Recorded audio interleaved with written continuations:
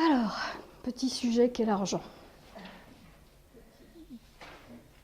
Il n'y a pas vraiment de petits sujets en fait, hein. Mais il y a quand même deux choses qui mènent notre vie, c'est l'argent et le sexe. Et ils vont ensemble d'ailleurs. L'un ne va pas sans l'autre. Il y a un commerce du sexe incroyable, et même dans la famille d'ailleurs, c'est encore un commerce. Ça, c'était le sujet de la dernière fois, mais ça fait rien, je fais la jonction entre les deux.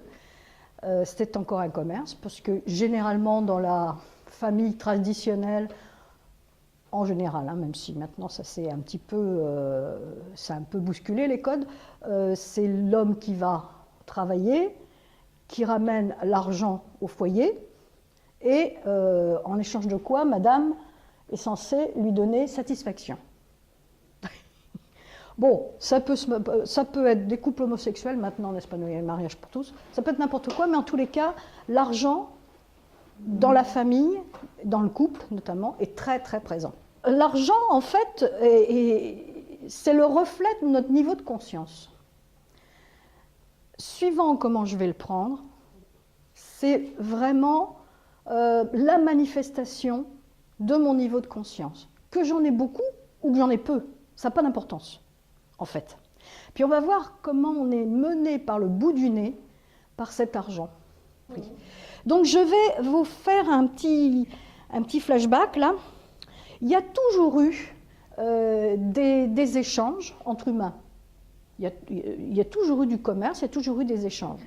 En fait, il y a un échange à partir du moment où quelqu'un a quelque chose à vendre, qu'un autre achète, et qu'il y a une entente entre les deux, et un moyen de paiement. Or, figurez-vous, les moyens de paiement, ils ont été, dans le temps, ils ont été faits avec des fèves, des beaux cailloux, des plumes, des coquillages, des choses comme ça. Pourquoi pas? C'était facile, portable, puis ça avait une valeur marchande. Tout est là, hein. C'est la valeur qu'on lui donne, c'est tout, pas plus. Donc ça s'est fait comme ça, au tout départ, hein. Et puis, alors j'imagine qu'il y a eu aussi des pots de bêtes, des choses comme ça, hein, bien sûr. Hein, et puis, il se trouve qu'il y avait deux métaux très attrayants qui sont l'or et l'argent. Et des petits malins, parce que alors ceux-là, pour être malins, ils sont malins, qui s'appelaient les orfèvres au Moyen-Âge, se sont dit, je vais travailler cet or et cet argent, je vais en faire des pièces calibrées. Donc, il a commencé à y avoir une circulation de pièces d'or et d'argent. Et ce qui commençait à donner une vraie valeur, c'est que c'était calibré. Donc, vous aviez tel poids d'or ou tel poids d'argent. Et puis, une pièce, non, bon, sauf que ça peut être lourd quand même, mais bon, c'était facile. Hein. Donc, il a commencé à y avoir des pièces d'or et d'argent qui ont circulé. Et notre orfèvre, alors qui a eu un nez extraordinaire, s'est dit, bon, ça a commencé à circuler, et puis il y a des gens, il a fait, pour protéger son or et son argent qu'il fabriquait, il a fait une chambre forte. Parce que forcément, il y a toujours eu des voleurs, il y a toujours eu des gens qui ont voulu dérober ce qu'a possédé l'autre, ça a toujours été, tout le temps, et donc il a fait une chambre forte pour mettre son or et son argent, qui était à l'époque probablement inviolable. Et les riches bourgeois, les rois, les seigneurs, etc., se sont dit, bon bah tiens, lui il a une chambre forte, on va aller lui en louer une partie pour mettre à l'abri nos biens. Donc il a commencé à louer sa chambre forte. Et les gens ont commencé à déposer en fait leurs bijoux, leur argent, leur or, etc. Alors c'était super. Donc qu'est-ce qu'il a fait notre orfèvre? Eh bien il leur a fait un reçu. Il leur a fait un reçu en échange, normal. Hein, c'était des gens cultivés, les orfèvres. Hein, ils savaient lire, ils savaient écrire, ils savaient compter, etc. C'était des gens cultivés. Donc il a fait un reçu Et au bout d'assez peu de temps, enfin un petit moment, mais d'assez peu de temps, c'est les reçus qui ont commencé à circuler. C'est l'ancêtre des billets de banque et des chèques. Donc ces reçus ont commencé à circuler et avaient valeur de monnaie, d'or et d'argent. Et ça commençait là, le commerce, l'industrie, ça commençait à être florissant. Ça a été un outil extraordinaire pour développer les choses. Mais vous allez voir qu'est-ce qui a été l'outil encore, le levier en fait pour que l'industrie et le commerce fassent un bond spectaculaire. Notre orfèvre, je lui ai fait un beau portrait. Notre bel orfèvre, voilà, donc il y a les seigneurs qui viennent le voir et qui viennent lui demander une partie de son coffre, etc. Donc il s'est dit, c'est intéressant parce que finalement les gens se contentent du papier. Moi j'ai de l'or plein mon coffre, hein, parce que ça, petit à petit, il a loué tout son coffre. Hein. J'ai de l'or plein mon coffre, je vais prêter de l'argent sur ce que j'ai dans mon coffre. Donc il a commencé à dire, ben voilà, si vous avez besoin d'argent, je vous le prête. Alors attendez, regardez comment ça commence la supercherie. Je vous prête de l'argent qui ne m'appartient pas. Ça y est, ça commence là. Mais quand même qui était garanti par un gros paquet d'or. Donc je vous prête ça. Donc c'est l'emprunt qui a commencé à faire décoller l'industrie et le commerce. Sans ça, on ne serait pas encore au Moyen-Âge, mais enfin, ça n'aurait pas décollé de la même manière. Donc tout est parfait, hein, en fait. Alors donc il a commencé à prêter il a commencé à dire, ben, je vous prête de l'or. Et puis très vite, il a dit, non, je vais prêter des reçus, je vais prêter du papier, mais je vais demander un intérêt. Là, c'est le commencement de la fin. Je vais demander un intérêt pour moi, pour mes services. Alors, ce que j'ai oublié de vous dire, c'est qu'il louait évidemment, j'ai bien dit, il louait le coffre avec un petit bénéfice, évidemment. Il touchait quelque chose quand même pour louer une partie de son coffre-fort, là. Mais là, vraiment, il a sauté un cran, c'est qu'il a dit, je vais vous prêter de l'argent. Puis alors, donc, il a donné des reçus, en fait, il a prêté de l'argent avec des reçus. Et je vais vous demander des intérêts en or. Donc lui, il commençait à remplir sa poche avec de l'or, qui lui appartenait, là, pour le coup. Futé, hein. Futé, hein. Très futé. Attendez, ça fait mieux, après. Donc ça a super marché, parce qu'il y a plein d'industries, plein de commerces qui se sont développés grâce à ça, qui n'auraient jamais vu le jour sinon. C'est clair que si certains n'avaient pas pu emprunter, ils n'auraient pas pu lancer leur affaire. Même aujourd'hui encore. Hein. C'est encore comme ça. Hein. Il faut emprunter pour arriver souvent à développer ses affaires. Enfin, ça se passe comme ça. Est-ce qu'il faut le faire? C'est une autre histoire. Mais ça se passe comme ça. Alors bien, ça marchait bien. Hein. Il commençait à devenir pas mal riche. Et alors, ce qui s'est passé, c'est que justement, comme il commençait à devenir riche et que ça se voyait, les seigneurs qui lui avaient prêté, enfin qui lui avaient pas prêté, qui lui avaient loué, ils sont venus voir, ils ont dit, mais attends, qu'est-ce que tu fais toi avec notre or là? Montre-le-nous, il existe encore, qu'est-ce que t'en fais? Ah oui, il y a eu une suspicion. Donc il leur a montré l'or, c'était encore là, ils n'ont peut-être pas compté les pièces une par une encore. Il était encore là, puisque les 3/4 du temps, je ne sais pas moi, peut-être 90 ou 99% du temps, il prêtait des reçus. Donc l'or n'avait pas bougé. Mais là, ils ont compris ce qu'ils fabriquaient. Alors ils ont dit, bah, écoute, en gros, comme on pourrait dire aujourd'hui, t'en croques, eh ben, on va partager. T'es gentil, mais moi aussi j'en veux une part du gâteau. Donc là, ils ont commencé tous ces bénéfices, tout son pourcentage, ses intérêts. Ils ont dit, on en veut une partie. Et les banques étaient nées. Ni plus, ni moins. C'est-à-dire qu'à partir de ce moment-là, tout dépôt rapportait de l'argent à celui qui déposait et rapportait de l'argent à l'orfèvre banquier.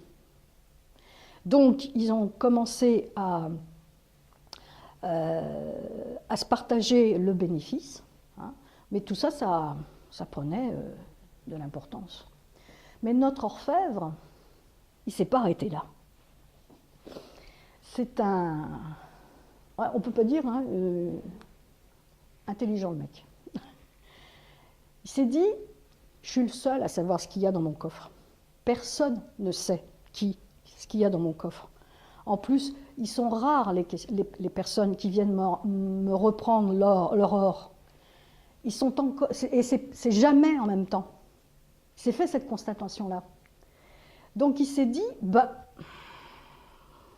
pourquoi pas en prêter plus que ce que j'ai? Waouh! Eh oui, quelle bonne idée! Ben oui. Donc par exemple, j'ai un montant pour 10 000 dans mon coffre et je vais en prêter 100 000. Qui c'est qui va le savoir? Il y a déjà une supercherie, une escroquerie énorme.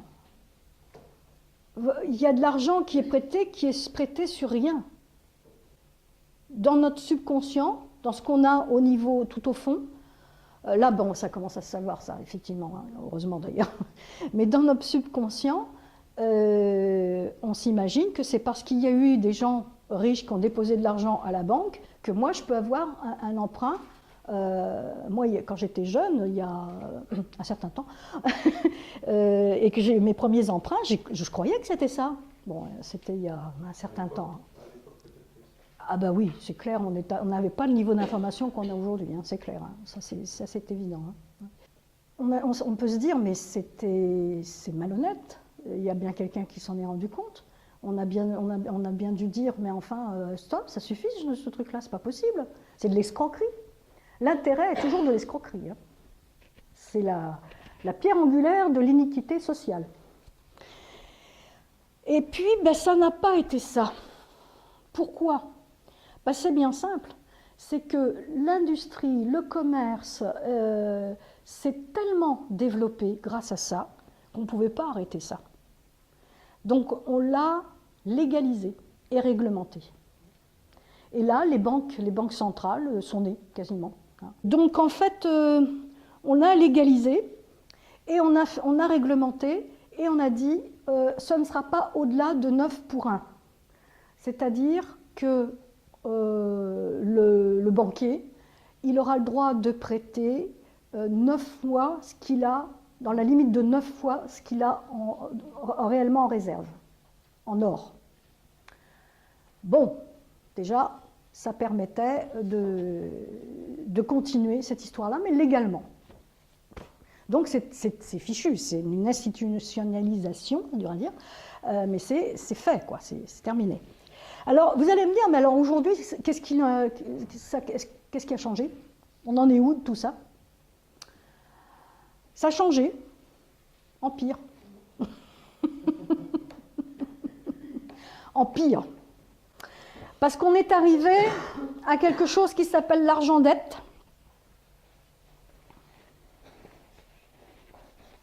Voilà. Là, c'est un petit peu ce que je vous disais, la préfiguration. Donc, il y a un petit or, là, et puis 9 fois des prêts, des ballons qui sont complètement artificiels, qui sont prêtés. Donc, on est arrivé à l'argent-dette. Et là, c'est extraordinaire.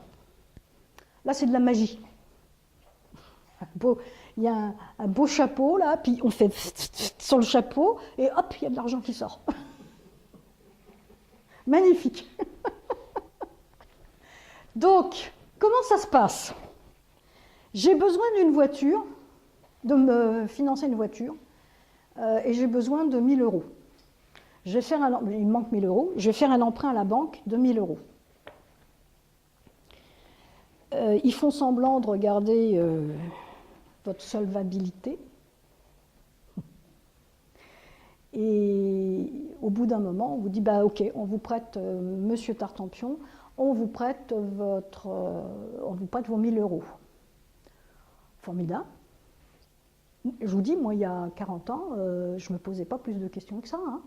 Chouette, j'ai mon prêt, mais il y a 40 ans. c'est sûr que l'évolution de la conscience en 40 ans, c'est énorme. Hein. Énorme. L'éveil est énorme. Donc, le prêt est signé.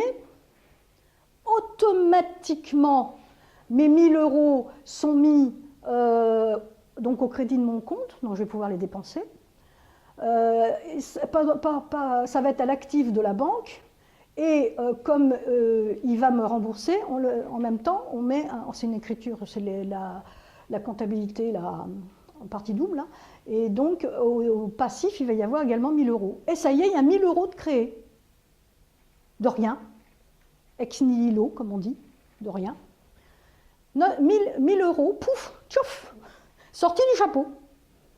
Ce que je vous dis, on frotte ici, là, tchouf, tchouf, tchouf, puis pouf. C'est formidable. Donc, après, comme il y a cette histoire qui a été mise en place, qu'on peut emprunter 90% de ce qui a été créé, eh bien, cette même banque va pouvoir prêter 900 euros à quelqu'un d'autre. Et comme ça, jusqu'à l'infini. C'est-à-dire qu'après, ça va être 810, après, ça fait je ne sais plus combien, 729, etc. Ça sur 1000 euros. Mais imaginez sur des centaines de milliers d'euros. Donc l'argent est créé comme ça. Moi, mon but là aujourd'hui, c'est que vous ayez ouvert les yeux vraiment totalement sur comment ça fonctionne et qu'est-ce que j'ai envie, c'est mon objectif personnel, j'ai envie que vous partiez de là en vous disant qu'est-ce que je fais moi à partir de maintenant? Qu'est-ce que je fais? Quelle est mon attitude vis-à-vis de l'argent? C'est ça mon objectif. Donc je vous le fais très simple, très schématique, pour vraiment que ça allume. Puis si ça n'allume pas, vous me le dites. Donc il y en a certains qui ont compris qu'il y avait quelque chose qui ne tournait pas rond. Et lui, je l'ai appelé mécontent. Et donc, il a envie de sortir de sa prison, il a compris que c'était une prison, il a envie de sortir de sa prison. Il n'a pas forcément tout compris de comment ça fonctionne. Mais il trouve qu'il en paye trop, il trouve que c'est pas juste, la justice sociale n'est pas là, n'est pas respectée. Il gueule, quoi, il n'est pas content. Et moi, il y a un jour où j'ai trouvé la clé. Je me suis dit, j'en ai suffisamment marre, en fait, c'est ça, hein. Il faut en avoir suffisamment marre, se dire non, ça va pas, là, il doit bien y avoir une porte de sortie. Donc j'ai trouvé la clé, ça s'appelle « Je me souviens de qui je suis ».